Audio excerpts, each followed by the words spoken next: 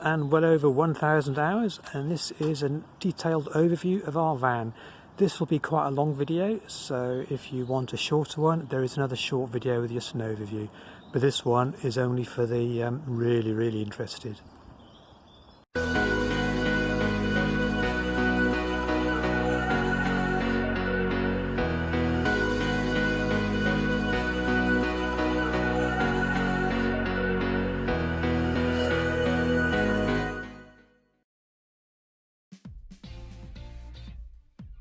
Okay, so you want the long overview, right? Okay, get a cuppa, sit down, and we'll bore you senseless. This is the cab of the van. The van is a Ducato Sportivo 160 PS. It's a medium wheelbase. It's 3.5 ton chassis, and the van weighs just under 3 tons finished. The seats are single, and they're really nice and comfortable. Actually, you were going to get them covered, but we actually like them. They're heated, so we've got a heated button here, so really nice and snug. We've got the Ducato 7-inch media system. It has Android Auto on, which is probably the only good thing about it. The sat-nav built in is absolutely dire. Do not invest your money in it. We've got the leather steering wheel and gear knob, and some various bling bits of chrome around the dash. We've got a dash cam system here, which is front and rear, and always records.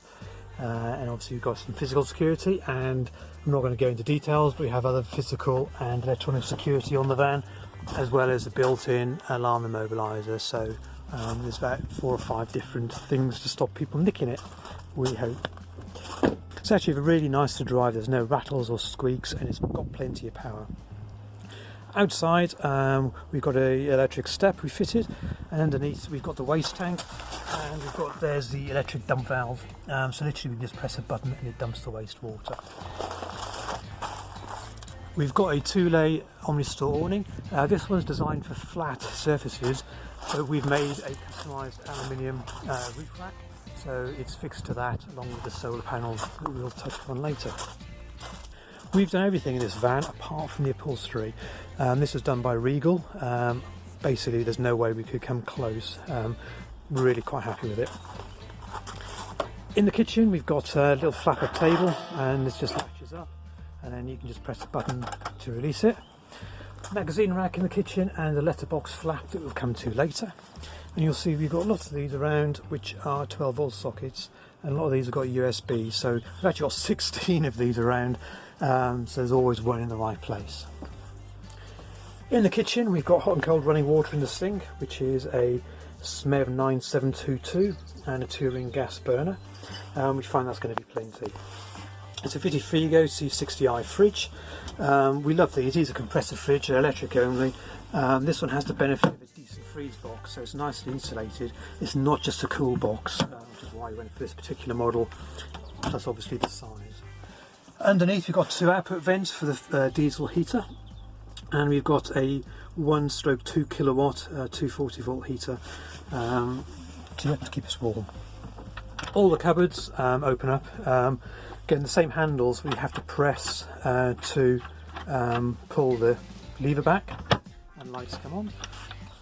Inside this one we're using a cutlery rack, so it's a sort of cut down dishwasher one, and inside here we've got our china for 2 cups, 2 glasses. There will be other glasses and stuff elsewhere, and pots and pans underneath.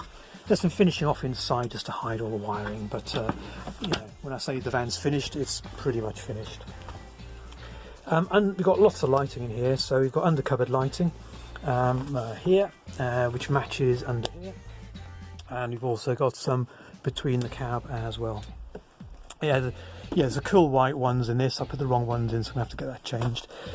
We've also got reading lights, so yeah, we can read if you want, but then we bought backlit Kindles, so maybe we don't need reading lights anymore, but they're there anyway.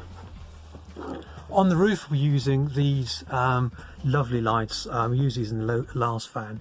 You can press it once and it goes blue, you press it again and it goes bright, and then you can dim it. So this one I think is currently dimmed, but you can just press it and it gets brighter. It doesn't show on the camera, but they're brilliant. I'm highly recommended. One's bright enough to use the whole area. It's only 500 milliamps, so it doesn't take any power when while camping. This van, one of the early design features was a lighting board, which is installed. I'm not going to tell you what a pain in the ass that was, but it means we can do any colour on it. It can do disco lights. It can do any pattern you like, or you can just do white, and that's all on a little remote control. The ceiling is made out of leatherette, so it's scrim foam back leatherette, so it's nice and soft to touch, and you can wipe it clean. Above the sliding door, so I'll focus on that. We've got a speaker system, so this is Bluetooth, so we can turn it on here, and then it just connects to your phone or laptop and does decent audio coming out of left and right. Again, more USB sockets so we can charge phones and stick them up there if we need to. The skylight here is a Heki 400. We've gone for a fully sealed one here because the other one rattled, so we have to change another job. We've got clips here so we can stick in a Fiamma turbo fan, and again, hence we've got more sockets here, and so we can blow out hot air or pull in just if you want cooling winds. Again, more, and all the cupboards have these catches where you have to press a button to open them, and then they open and hold up. The hinges are soft close hinges. There's all the electronics inside. We've got a combined carbon monoxide, carbon dioxide alarm that speaks to you. Wardrobe, again lights up when you open it up. And on the wardrobe, the electrics here for the water. So here we basically just got the usual, tells you how much water we've got in the fresh, if the waste is full, the switch we have to turn on the boiler. Then we have number 1 is pump, number 2 is dump, so it's called the pump and dump switch. It's a pressurised water system, and obviously we've got a waste tank underneath, and you just press this number 2 and it opens and dumps. And these are the Truma controls for the AutoStore 10G, which is a gas and electric hot water heater. So you don't need this switch, but I just don't like the electrics being live most of the time, so this just isolates the boiler. There is a window switch here, which I'll finish off at some point, so it'll turn itself off if the window's open because the flue's behind. Under the offside sofa we have a lot of the utilities, so you have the hot water boiler, pump, accumulator, valves, have the consumer unit switch gear, we have 240 volts and water input, and we have an internal water tank for the fresh water. Removing one of the cushions, you can see we've got this removable piece in the bulkhead, so taking that out leaves, you can see that the bulkhead stays open, and to be honest most of the time we'll probably have it open because we're going to be sitting here or there, and it won't really matter. So for us to climb through into the cab is actually no big deal at all. So we're in the cab now, so we're not feeling as enclosed in as having a permanent bulkhead there. Okay, so now to make the bed and the other seating arrangements. Under here we can lift this up and we've got access in here. In here there is room for all the bedding, and we've also got some panels here.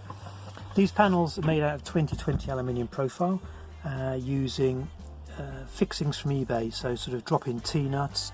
We've got some internal corner fixings and some external corner fixings on the end. And this basically makes a very strong framework. It's got 9mm ply on top and it's covered in carpet just for a bit of extra insulation to stop the cushions moving. Now, we showed you this earlier, it's a little flap, and this means when you do this with 2 hands, you can post this edge bit into the flap and it drops down here. And that gives you a small platform, which I would say by chance, but it's not, takes one of the little cushions. So that actually gives us a U-shaped lounge, so we can position the cushions separately and have an extra seat there. We can lean against the door, or we can lean there with our feet out and have an extra stool, whatever it is we wanted. So again, for a small van, it gives us a huge amount of seating compared to different layouts. So I'll get the other panels out. I'll see if I can do this one-handed. So these are a bit bigger, but the same profile. 2020, all screwed on with a lip. And this one just goes under the cushion here, and then the end drops in between the clips there.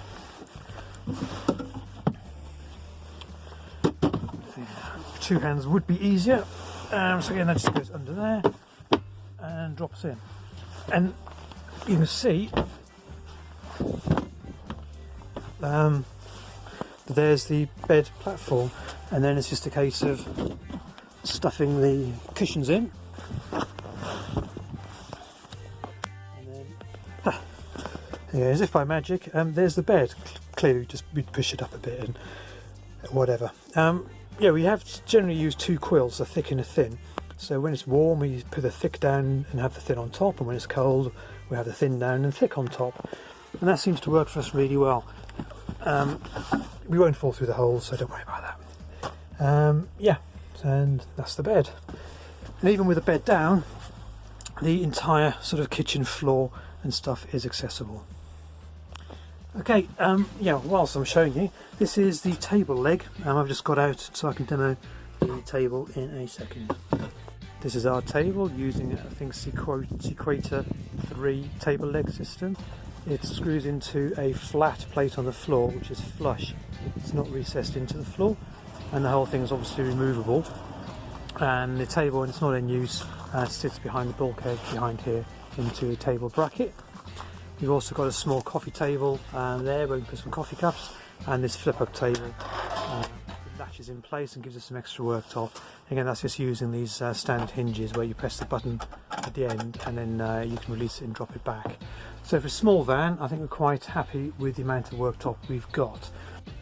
The bathroom we're quite happy with, we're very pleased with this, and bear in mind this is an L2 van with a garage as well, so it's actually quite a good size. It's 1 metre long and about 0.7-ish wide. There's a Thetford C223S flush toilet, and you saw into the garage the exit cassette exits into there. We've got a heating point in here. We've got this dry roll toilet roll, so you can close the lid and it pulls it up.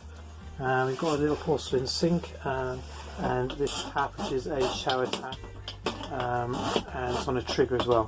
So you can sort of latch it on a trigger and use it as a normal tap, or you can pull it up and just have it as a push button shower. So fixings in here. Again, we're using these lights extensively, which are brilliant. We've got an MPK skylight, which is fully vented, so it'll keep the bathroom dry. And the whole thing's made out of PVC, so it's 2mm plastic, so it's a full wet room. If you're interested in that, look at the build photos. You can see how we formed all the plastic and just bent it with a heat gun.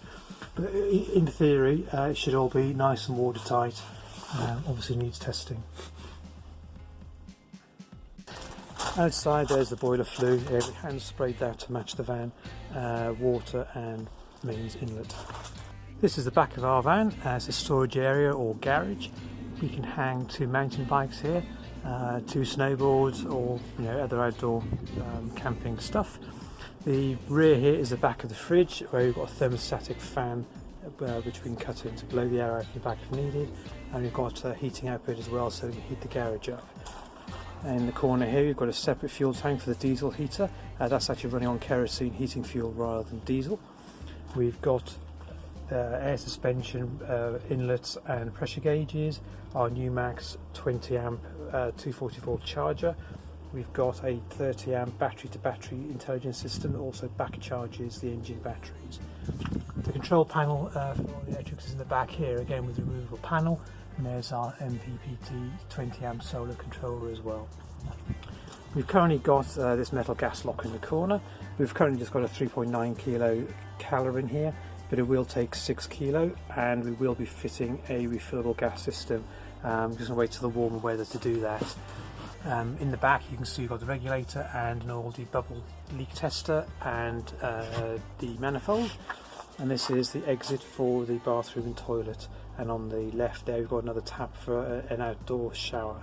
Again, this is all going to get boxed in at some point, but it's not important now.